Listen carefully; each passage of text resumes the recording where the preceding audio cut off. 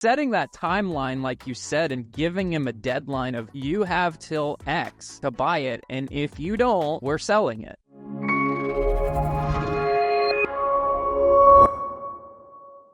My first job was working for a woman who handled nasty contested guardianship litigation. You know, you can compare it to child custody issues, or I like to call it probate litigation before the person's dead, right?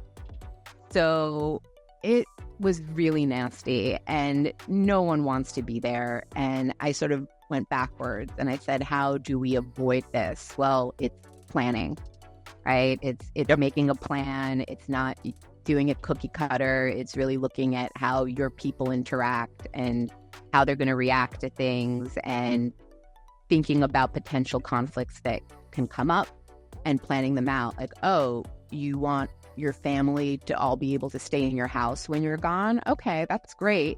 How is that going to work? Who's going to pay for things? What happens if they don't pay for things? All of these things. And sometimes the plans change. Like, wow, that sounds really complicated. Maybe they should just sell it and divide it. Or we talk about maybe someone gets a right of first refusal. You know, that my son, who's been living in the house with me, if he wants to buy it, this is how we're going to value it.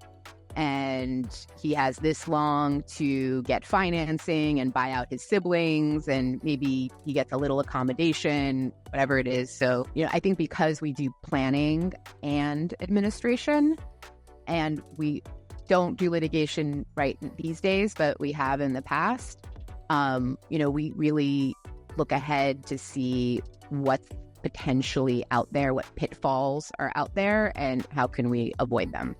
That's great.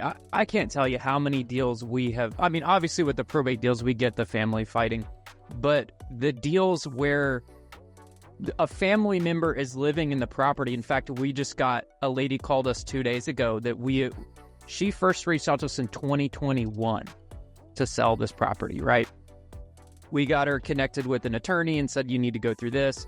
Here we are in 2024 now. She's like, hey, I finally got my letters of administration, but my brother or my sister moved in the house. She's not answering my phone calls. Like, we all want to sell. Like, where do we go from here? You know? And it's like, okay, well, you know, here's what we need to do and whatever. And we deal with that all the time where there's somebody living in the house or brother wants to buy the house, but you and I both know brother doesn't have any money. So setting that timeline, like you said, and giving him a deadline of you have till X to buy it. And if you don't, then we're selling it, you know, like that happens all the time.